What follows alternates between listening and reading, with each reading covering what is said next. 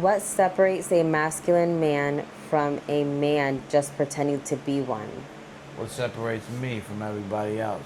I feel like a lot of other men are lacking what it really takes to be a man. Know And how what to is that? handle situations, that that you may not be prepared for, and they just basically don't have any kind of control. So I feel like somebody like you is a lot more, not even a lot more, is well equipped and very much prepared For what? for any situation that may come, forward. Like what?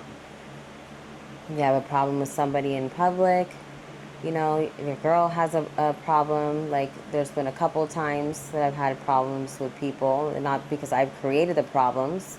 It's been, their doing, and, you've told me to handle it certain kind of ways where, I should stay quiet and that you'll handle it because a real man knows how to handle those situations. Correct. And do I handle them? You most definitely do. Now, sometimes I do probably talk too much.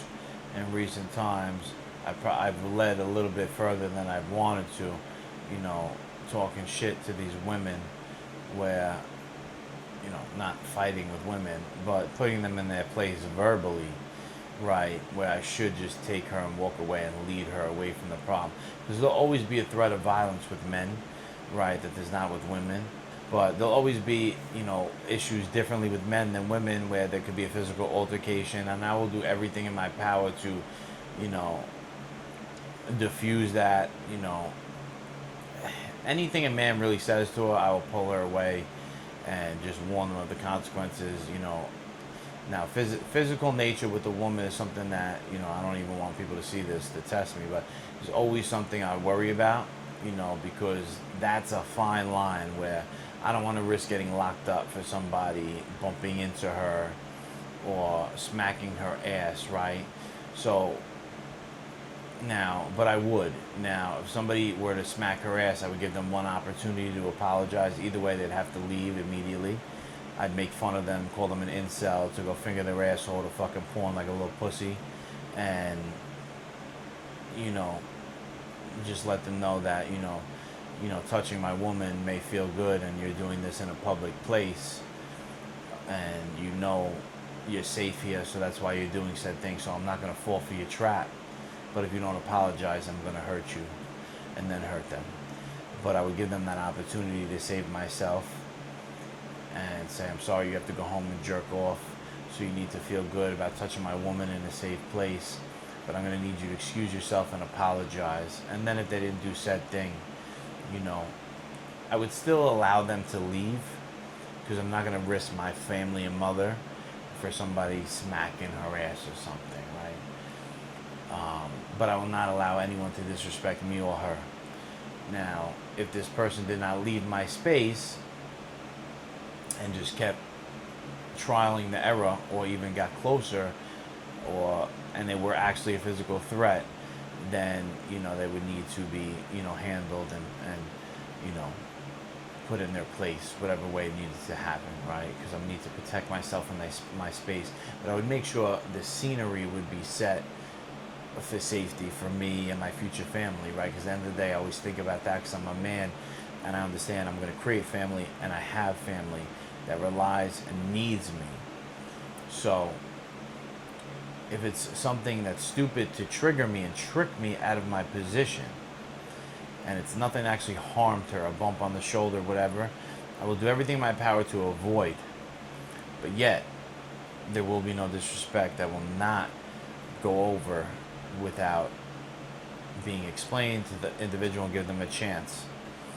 Now, anything of massive physical harm to her, then it's to the moon and it doesn't matter, right? If somebody really hit me in the face or her in any way physically hard, then that situation will be handled and all my concerns would go out the window because at that point it would be self-defense, right? But I'm very in tune with the laws and my rights. So with that being said, I do lead her and I can protect her way better than she could protect herself. And I'm aware of so many situations, and that's why I need her to trust me in all scenarios. And I very much trust you in your judgment. So whenever altercation, man or female, I politely ask her to just let me handle it and don't speak, even with the woman, because I don't want two emotional triggers. I want her to stand behind me and let me handle it. Because I'm very good, I'm witty with my words, and I'm quick, and I will shut you up and walk away after I shut you up.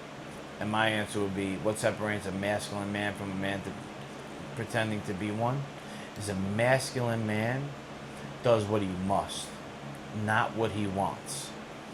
So it's not just about being jacked. I know plenty of guys that are jacked locally and far, and they're not fucking men. They're not willing to do what it takes, right? They still drink multiple nights a week. They're not willing to work. They're 40 years old doing the same shit, right? So a man does what he must to protect, provide, and feed a family. Learns how to fight. Takes 6 months to learn how to fight.